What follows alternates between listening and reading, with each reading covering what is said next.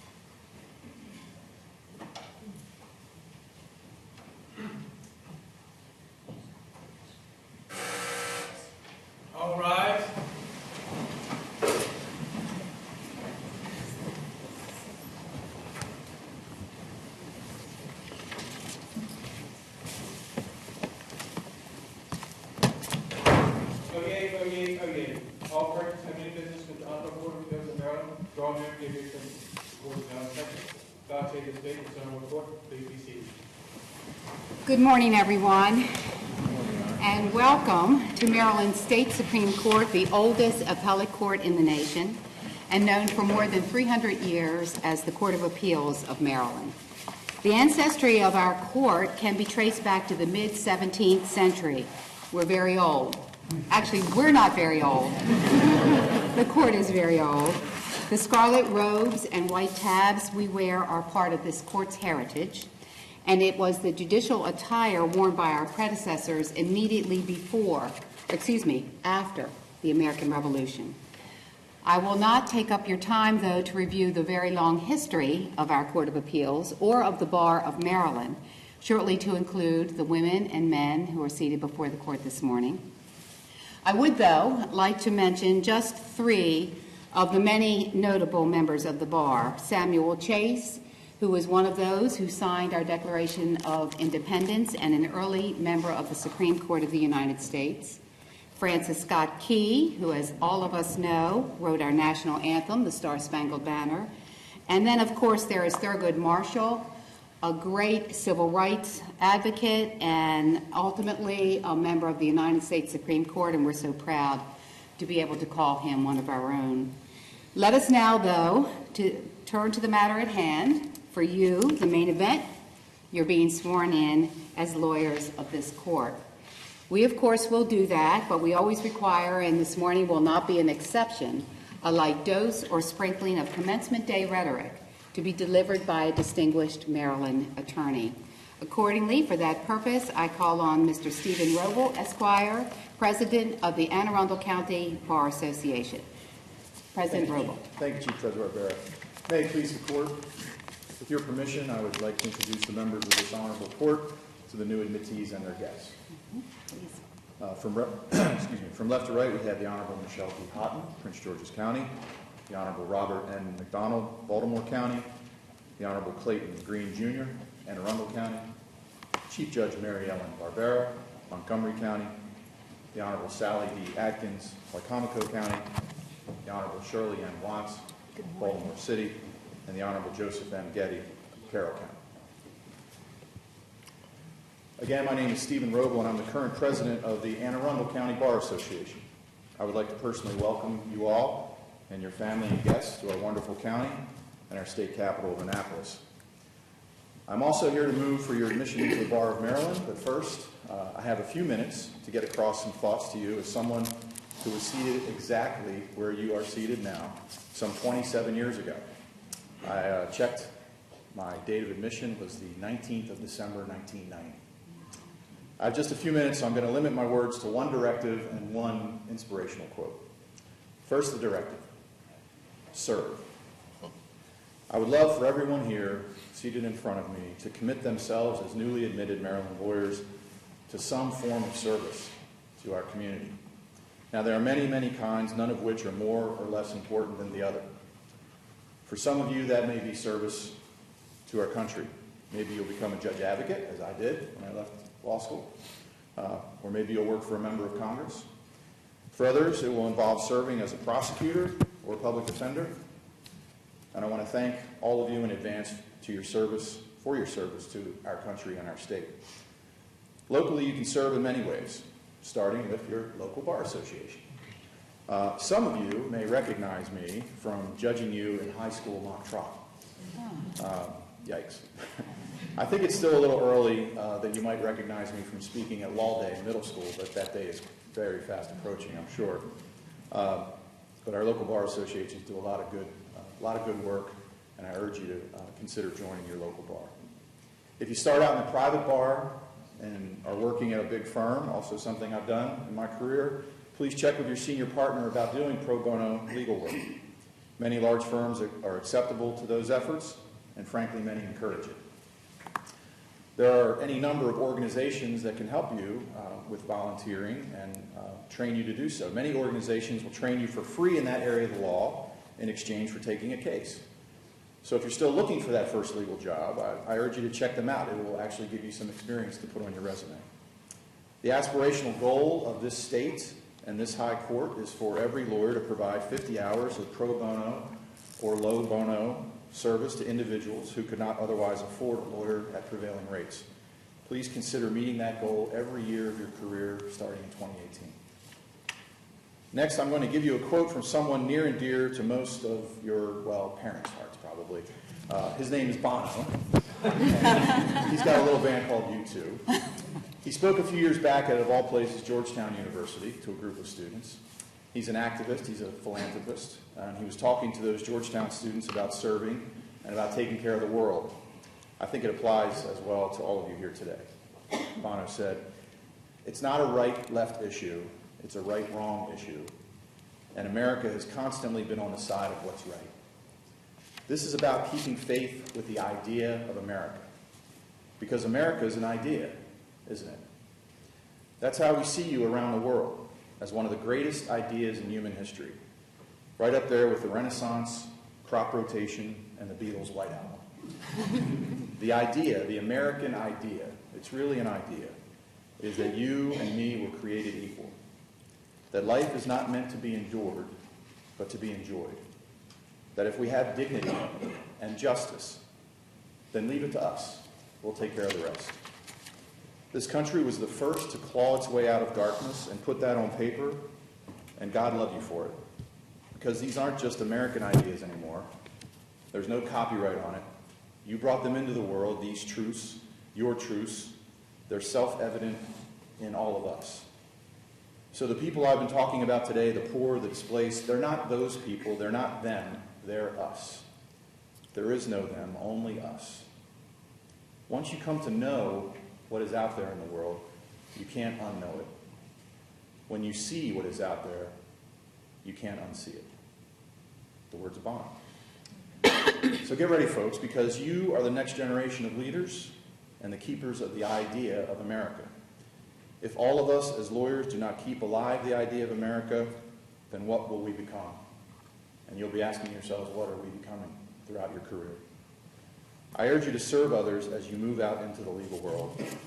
I think your presence in this society is vital to the continuance of that idea. That is as much a part of the idea of America as is capitalism and exceptionalism. All of this, these courts, these laws, it was all just an idea some 350 years ago.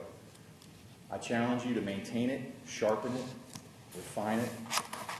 Do not neglect it or corrupt it or take it for granted, for that is how ideas can be extinguished. I want to congratulate all of you on your accomplishments today. Best of luck to you all. Now, with the permission of the court, I move for the admission to the Bar of Maryland the candidates seated here before you. I request, in accordance with your pre-assigned numerical order, starting with the candidate here in front of the podium, that the candidates please stand individually, announce your full name, and then resume your seat. You can go earlier, Robin.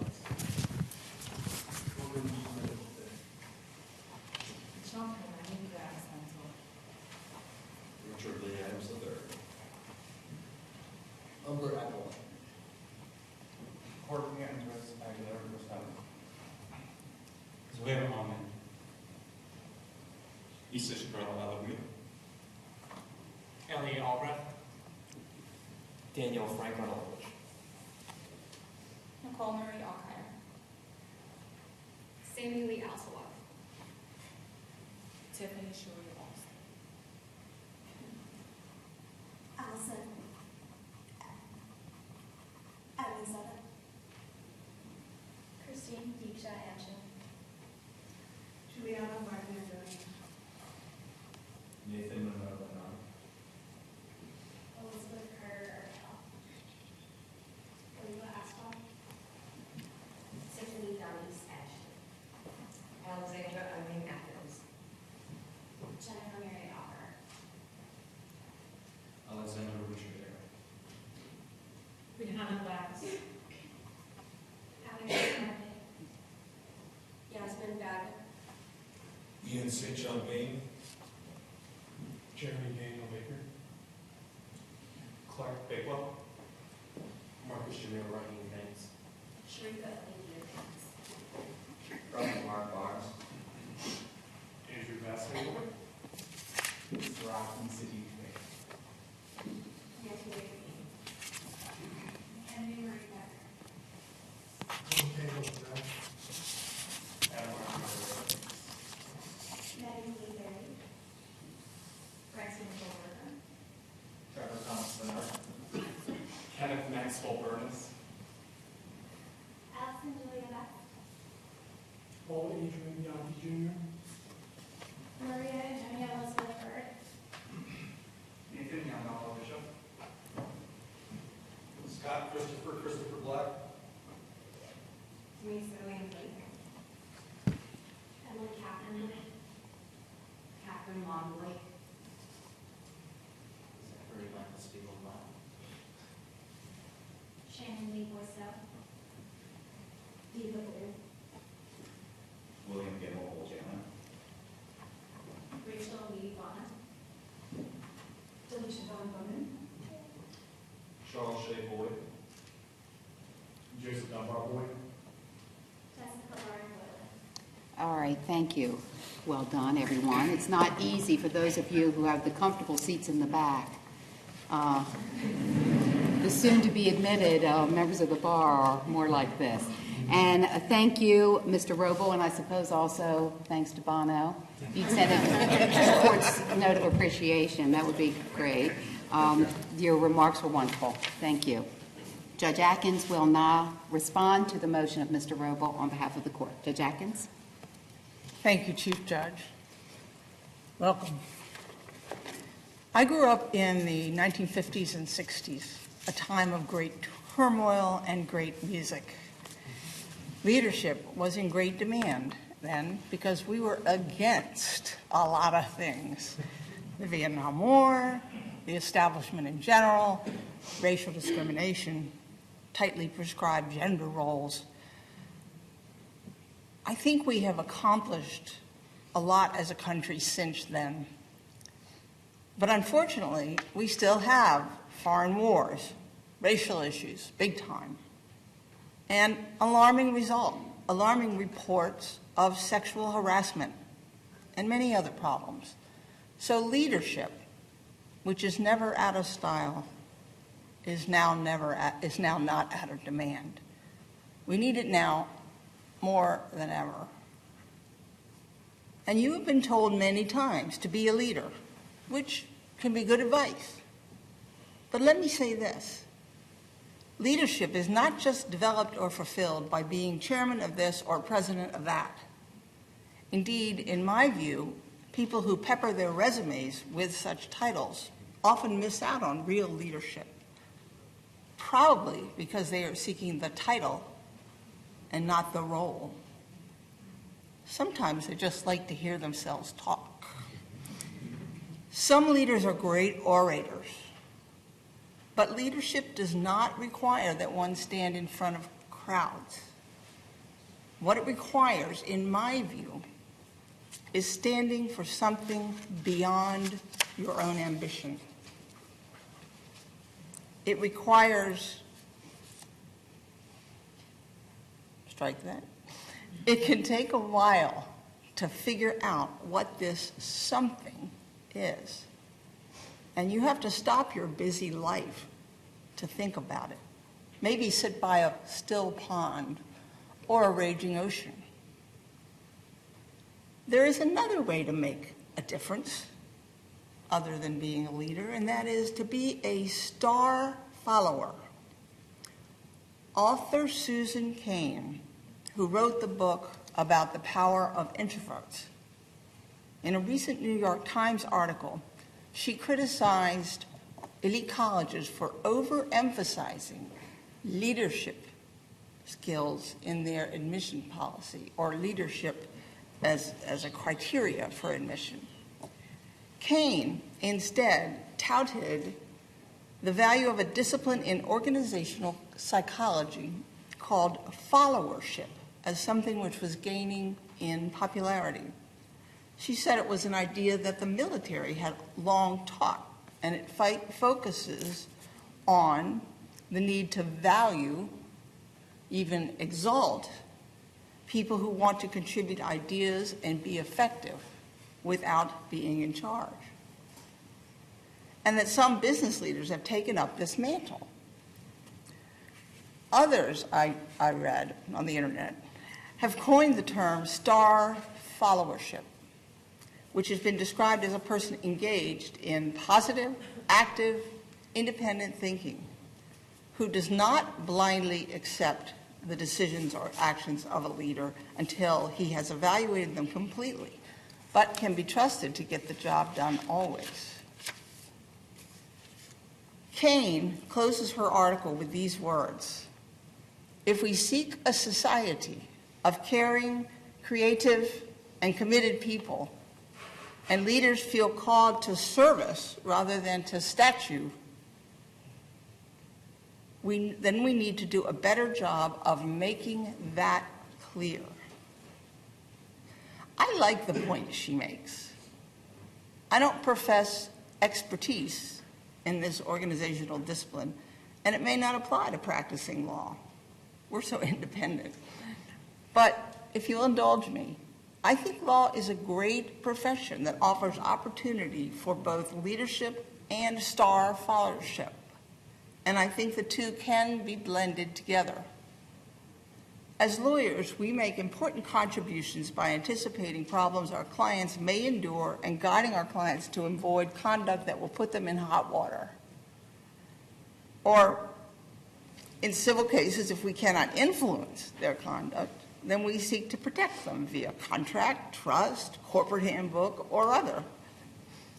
In such roles, depending on our client's personality or her place in the socioeconomic landscape, we may be conducting good followership, or we may be taking a leadership role. When in court, a lawyer can be breaking new ground, challenging the status quo, or instead applying the age-old craft, the skilled craft of advocacy to promote his client's interests. In either role, we must show our strength by refusing to engage in conduct that edges onto the wrong side of the ethical line. A few years back, a speaker at Columbia Law School graduation closed by saying, "You can choose to be either a leader or a lemming." I beg to differ. And I ask you to do some critical thinking next time you are urged to be a leader, whether in your firm or in the Bar Association or a civic or a community organization. Don't feel that you must take the head seat if you'd rather not. Rather, ask yourself, is it equally good to be a star follower who is positive, active, independent, and gets the job done? My view, whether a lawyer is a leader or an active and effective star follower who stays true to the high principles of her profession, even in the face of adversity, it matters not. Today you become a lawyer. I hope you do so with an appreciation of the honorable and vitally important profession it has always been, and also with an inward desire to live up to that proud heritage by committing yourself to excellence in your practice. On behalf of the entire court, I welcome you to this exciting and exacting profession and wish you many successes as you think your way through other people's problems. Ours is a profession that, throughout history, has and still does make a difference for the good in people's lives.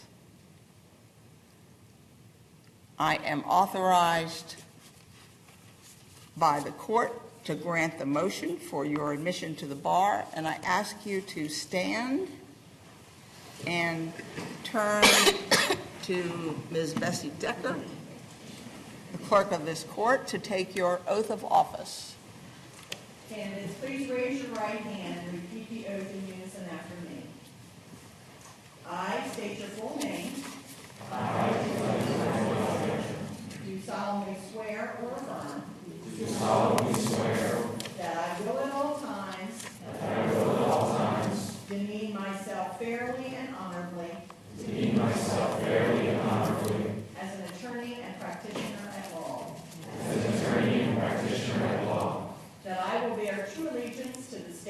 Maryland. That I will bear true allegiance to the state of Maryland. And support the laws and Constitution thereof. And support the laws and Constitution thereof. And that I will bear true allegiance to the United States. And that I will bear true allegiance to the United States. And that I will support, protect, and defend the Constitution. And I will support, protect, and defend the Constitution. Laws and government thereof. Laws and government thereof. As the supreme law of the land. As the supreme law of the land. Any law or ordinance of this or any state. Any law or ordinance of this or any state. To the contrary notwithstanding. To the contrary notwithstanding. You may be seated.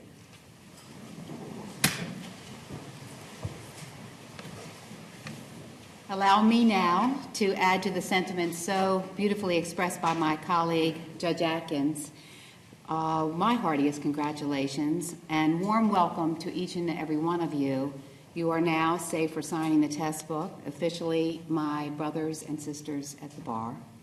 Today, you join the ranks of many other men and women who have been called to this noble profession. Know that the court expects and has no doubt that each of you, throughout the many years of your practice, will support and enhance the fine profession of which we are all so fortunate to be members. Finally, let me note the court's recognition that most of you simply would not be here today were it not for the ever-present support and encouragement of your families and friends.